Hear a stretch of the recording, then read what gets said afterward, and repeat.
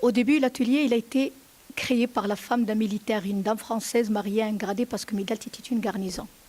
Donc, elle avait créé cet atelier pour aider les femmes de la région. 5 années après, son mari a été muté. C'est là où il a demandé aux sœurs franciscaines si elles pouvaient venir assurer la continuité. Donc, les sœurs franciscaines sont venues au Maroc en 1912. D'ailleurs, cette année, elles fêtent leur centenaire au Maroc. Elles sont venues à Midalt en 1926. Quand elles sont venues ici, quand elles ont trouvé la laine, la dame française, elle avait créé l'atelier avec la laine, que de la laine de mouton. Elles ont gardé la laine qu'elles avaient trouvée. Elles ont intégré beaucoup de choses, donc la broderie, le tricot, la couture, la coupe, l'école française, l'internat des filles et beaucoup d'aide humanitaire. Ils ont été d'un grand soutien pour tous les villageois environnant l'atelier. Ça leur a donné aussi l'idée d'en ouvrir d'autres au niveau de tout le Maroc. Et c'est le seul encore opérationnel. Tous les autres ont fermé.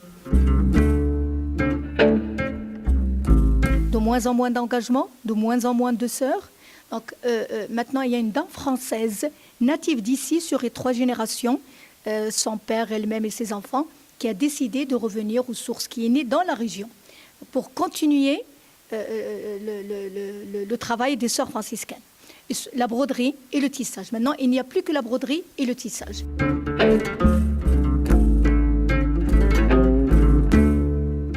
Entre la broderie et le tissage, il y a 70 femmes. Entre celles qui travaillent ici tous les jours, de 8h à midi, de 2h à 5h30, pas le vendredi pour jour saint pour les musulmans, pas le dimanche pour les chrétiens, et celles qui travaillent à la maison. Elles ont appris ici, mais pour une raison ou une autre, c'est-à-dire où elles sont mariées, où ils ont une responsabilité ou autre, elles peuvent prendre le travail ici et travailler à la maison.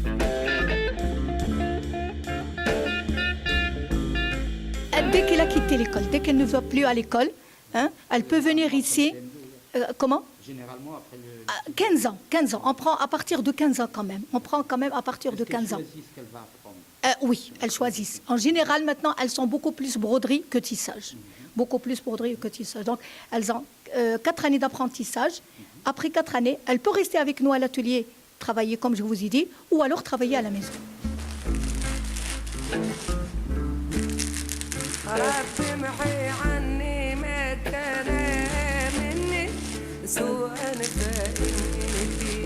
Elles sont payées à l'œuvre. À l'œuvre. Elles sont, non, à l'œuvre. Non, à l'œuvre. Parce que ce sont des œuvres, ce sont des artistes. Elles font de très belles choses. Elles sont payées à l'œuvre. C'est de la plus petite chose jusqu'à la grande chose. C'est-à-dire à partir d'un marque-page très petit jusqu'à la nappe qui peut mesurer 3 mètres, 2 mètres 50, etc.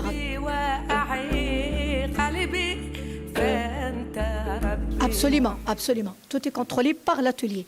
La laine qui est vivante, la laine de l'année, on l'achète chaque année, fin mai, début juin, quand il y a la tonte des moutons, brute, vivante. On la lave au bord de la rivière, on la donne à tisser à la maison, en trame, en chaîne, en bouclette, etc. Tout ce dont on a besoin. Et là, les couleurs se font ici, dans l'atelier.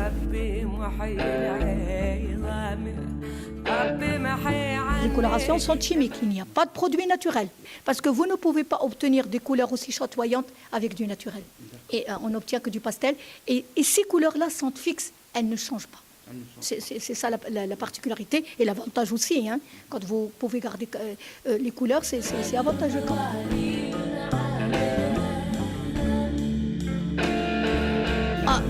À l'atelier, tout ce qui est fait ici est vendu ici, uniquement ici.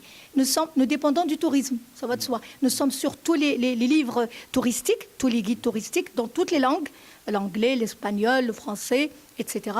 Et d'autre part, pendant la saison calme, parce qu'il y a les 2 saisons dans le tourisme, il y a la haute saison et la basse saison, on organise 2 expositions à Rabat, chez les sœurs franciscaines, et 2 expositions à Casablanca, chez les sœurs franciscaines.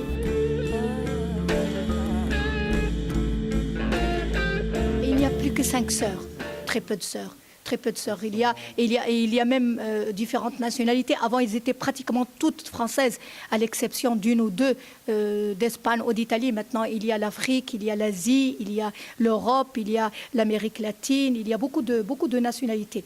Ici, il y a le Burkina Faso, la France, l'Espagne. Et je pense que la supérieure des sœurs franciscaines est irlandaise.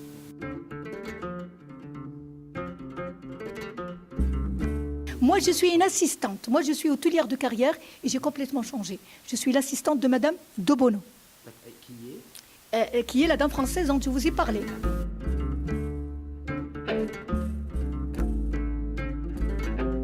L'histoire, tout le monde la connaît. Il y a eu le film aussi français qui a eu beaucoup de succès. Votre monastère doit avoir une protection militaire. En 1996, ils avaient kidnappé 7 moines et 2 ont été sauvés ils ont été les rescapés. On leur a demandé de changer de pays et ils ont choisi le Maroc. Au début, ils sont allés à Fès, mais ils voulaient quelque chose qui leur rappelait le village où ils avaient été auparavant en Algérie. Et Midalt leur a beaucoup plu et ils ont acheté donc le monastère chez les sœurs. Voilà, et les sœurs, maintenant, ils sont dans une petite maison.